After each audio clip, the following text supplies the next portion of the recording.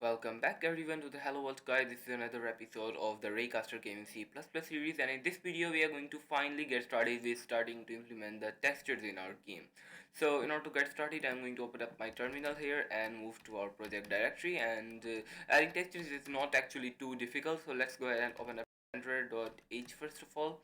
And inside of this I am going to go here under private like private data members, and I'm going to create an SF colon texture here, which we'll just call texture, and it included the wrong header for texture, so we are going to say texture like .hpp like that, and we are going to include this texture, and let's go here, save that, and let's also create another variable which is going to be a sprite. Let's call this a sprite. Now what is the difference between a texture and a sprite? A sprite is the actual like game object that will have the texture applied to it, so it's different compared to a sprite.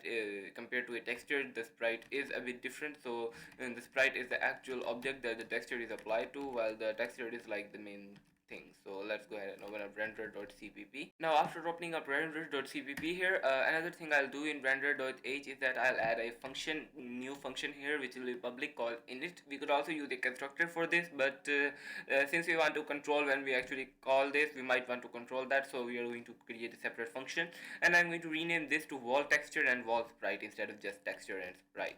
Let's save that, go under render.cpp. I'm going to go here and create a void render init, and what this function will do is it will go ahead and say, basically we'll say sprite, we'll take our wall sprite like that, and we'll set that equal to sf sprite. We'll use that constructor, and we'll say for the actual arguments, let's just pass in our texture. So we'll pass in our wall texture. So this means that it will initialize it with a reference to the texture. That is why we also need to keep the texture, because if we don't, then this reference will become invalidated. So we need to make sure that the texture is active too. So we need to go ahead here now and wall texture dot load from file, and we can pass it with a file name, for example wall texture dot png, like that. Let me save this, and you can see that this basically is working, and we should have the functionality for loading our textures correct. Now if this fails, then we want to of course log an error message. So for that we'll go ahead and check if not if this will return false if it actually fails. So we are going to check for that, and if that happens, we are going to log an error message. So we are gonna say failed to load wall texture.png, like that. And that's awesome. And now what we can do is we'll also need to check for one more thing, which is that the wall texture is actually a perfect square, because we don't want any non-square texture. So we're going to say wall texture dot get size. Get size dot x is not equal to wall texture dot get size dot y. Then we are going to say we are also going to give another error. We'll say error texture is not square, because if we heard this, we want a perfectly square texture. So if that does not work, then we'll just give an error like that. And of course if this fails, then we'll actually return. So we'll return here, and we'll return here as well.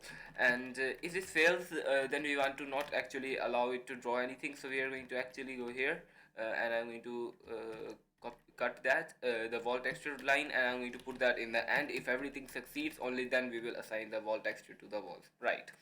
So that's pretty awesome. With that, we should have our basic texture completely done, and now we can go down here. And when we are drawing this, we basically need to change this so that we use where we are. So instead of using this column, we need to use our wall sprite to draw this. So first of all, we need to make sure when we are drawing, we actually draw like columns, and we actually draw like wall texture.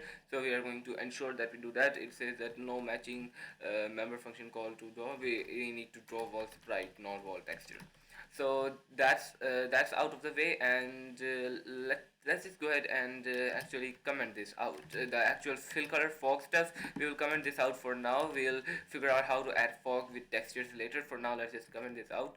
And also this color part, let's comment that out as well. And now let's go up here, we have got where we are setting position, we need to just set the position for wall sprite instead. So we can say wall sprite dot set position, and the position is actually going to be the same for both wall sprite and our rectangular column.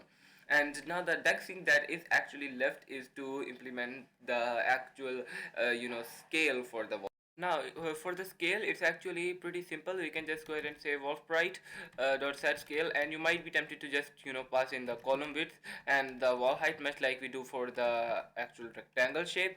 However, we'll need to actually divide this by the texture size. So we'll say wall texture dot get size dot y, and for this we'll say divided by wall texture dot get size dot x. The reason we'll need to do that is because well, this is the scale and not the absolute size, so we need to divide this in order to make sure that this is the actual size that it is drawn, or else it will be dependent on the texture size. So now with that done, now let's go ahead and make sure, by the way, that in main.cpp you are actually calling render.init. If you are not, then it will cause problems. So let's go here, run make, and of course you should have the actual wall texture, whatever texture you want to use, inside of your working directory with the correct name. And if I run this, you can see it gives no errors, and well, our screen is completely filled, it seems. Yeah, that did not work too well, so let me see. Yeah, that should work. So let's go ahead and run this. Yeah, it does work now. So now you can see that I can move around and I am getting my texture. Well, not really texture, it's completely weird. That's because we have not actually made the texture offset yet.